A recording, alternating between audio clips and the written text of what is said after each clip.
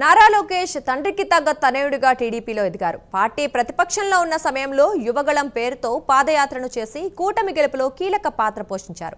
Party జాతీయ ప్రధాన కార్యదర్శిగా ఇప్పటికే బాధ్యతలు నిర్వహిస్తోన్న మంత్రి నారా లోకేష్ ప్రతి కార్యకర్త గుండెల్లో ప్రత్యేక స్థానాన్ని సొంతం చేసుకున్నారు. నిరంతరం పార్టీలో క్రియాశీలక పాత్రను పోషిస్తోన్న లోకేష్ కు ఇప్పుడు పార్టీ కార్యనిర్వాహక అధ్యక్షుడిగా బాధ్యతలు ఇవ్వాలన్న డిమాండ్ పెరుగుతోంది. ఈ తరుణంలో మహానాడులోనే ఆయనకి పార్టీ వర్కింగ్ ప్రెసిడెంట్ గా పట్టాభిషేకానికి రంగం సిద్ధమైనట్లు తెలుస్తోంది. ఈ నేపథ్యంలో మంత్రి లోకేష్ పొలిటికల్ గ్రాఫ్ పై ప్రైమ్ 9 స్పెషల్ ఫోకస్.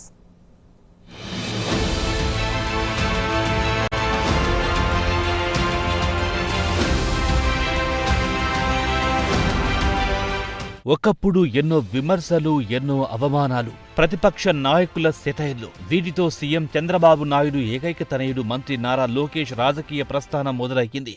అయినా చెక్కు చెదరని కృషి, పట్టుదలతో ఓ కీలకమైన నేతగా పార్టీలో ఎదిగారు లోకేష్. అంచెలంచెలుగా పరిపక్వమైన రాజకీయ నేతగా తనను తాను మలుచుకుంటూ పోయిన లోకేష్ యువగళం పేరుతో చేసిన పాదయాత్ర ఆయన్ను క్షేత్రస్థాయిలో పార్టీలోని ప్రతి కార్యకర్తను దగ్గరికి చేసేలా చేసింది. అంతేకాదు 5 ఏళ్ల పాటు ప్రతిపక్షంలో ఉన్న పార్టీలో లోకేష్ చేపట్టిన యువగళం పాదయాత్ర నూతన ఉత్సాహాన్ని రగిల్చి పార్టీని యాక్టివ్ మోడ్లో పెట్టేలా చేసింది. టీడీపీ యువనేత నారా లోకేష్ చేపట్టిన యువగళం పాదయాత్రతో పార్టీ రాష్ట్ర వ్యాప్తంగా మరింత బలం పుంజుకునేలా చేసింది.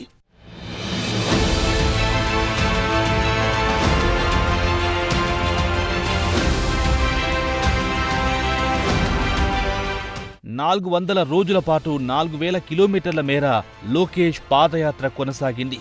కుప్పం నుంచి శ్రీకాకుళం వరకు ఎన్ని అడ్డంకులు, అవాంతరాలు ఎదురైనా లోకేష్ పాదయాత్ర మాత్రం ఆగలేదు.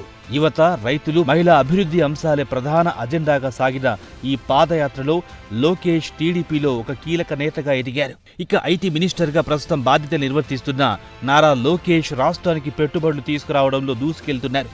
91 పెద్ద కంపెనీలు ఏపీకి రావడానికి సిద్ధం చేసి లోకేష్ తన పనితీరు నిరూపించుకున్నారు.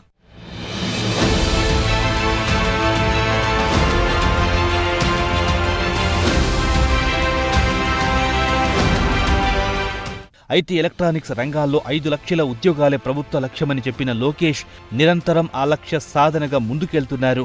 విశాఖ నగరాన్ని అత్యాధునిక సాంకేతికత గల కేంద్రంగా ఐటీ హబ్ తీర్చడానికి మంత్రి లోకేష్ ప్రత్యేక కార్యాచరణతో ఉన్నారు. దీంతో లోకేష్ పనితీరు ప్రధాని మోదీని ఆకట్టుకునేలా చేసింది. ఈ మధ్య లోకేష్ ప్రధాని మోదీతో సుదీర్ఘంగా భేటీ కావడం లోకేష్ రాజకీయ ఎదుగుదలను సూచిస్తుంది. మొత్తానికి ఒకవైపు టీడీపీ జాతీయ ప్రధాన కార్యదర్శిగా, మరోవైపు రాష్ట్ర ఐటీ మంత్రిగా నారా లోకేష్ రాజకీయ ప్రస్థానంలో చెక్కిన శిల్పంలా తయారయ్యారు. తండ్రికి తగ్గ తనయుడిలా రాజకీయాలతో పాటు పార్టీ పటిష్టత విషయంలో దూసుకెళ్తున్నారు.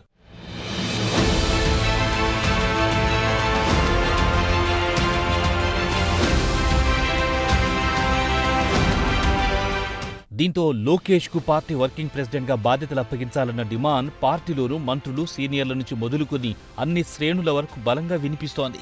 పార్టీని, ప్రభుత్వాన్ని సమర్థవంతంగా సమన్వయం చేసుకుంటూ లోకేష్ తన సామర్థ్యాన్ని ఇప్పటికీ నిరూపించుకున్నారని నేతలు అభిప్రాయపడుతున్నారు. రాబోయే 25 ఏళ్ల పాటు టీడీపీని నడిపించాలంటే యువ నాయకత్వానికి పగ్గాలప్పగించాల్సిన అవసరం ఉందన్న అభిప్రాయాన్ని వాళ్లు పార్టీ అధినేత చంద్రబాబు ముందు పెట్టారు.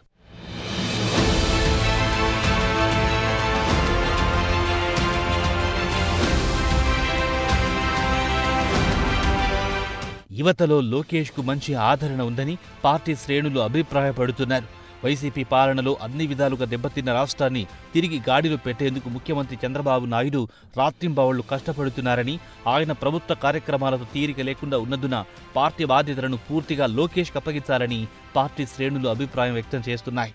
ఇక ప్రతిపక్షంలో ఉన్న సమయంలో నారా లోకేష్ చేపట్టిన యువగళం పాదయాత్ర పార్టీ శ్రేణుల్లో కొత్త ఉత్సాహాన్ని నింపింది.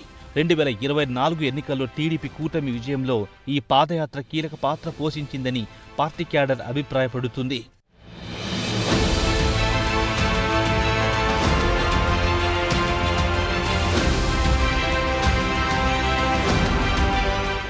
ఈ తరుణంలో లోకేష్ కు పార్టీలు కీలక బాధ్యతలు అప్పగించడానికి ఇదే సరైన సమయమని మంత్రులు, సీనియర్లు చంద్రబాబు ముందు ప్రస్తావన పెట్టారు. పార్టీని మరింత బలోపేతం చేయడానికి యువ నాయకత్వం ఎంతో అవసరమని, లోకేష్ను వర్కింగ్ ప్రెసిడెంట్గా నియమించడం ద్వారా పార్టీ క్యాడర్లో నూతనోత్సాహం నింపొచ్చని టీడీపీ పొలిట్ బ్యూరో సభ్యుడు శ్రీనివాసరెడ్డి అన్నారు. దీంతో ఈ మహానాడు కార్యక్రమంలోని లోకేష్కు టీడీపీ వర్కింగ్ ప్రెసిడెంట్గా పట్టాభిషేకం ఉంటుందని సమాచారం. ఈ క్రమంలో మహానాడులో దీనిపై అధికారిక ప్రకటన వెలువడే అవకాశం ఉందని రాజకీయ విశ్లేషకులు కూడా భావిస్తున్నారు.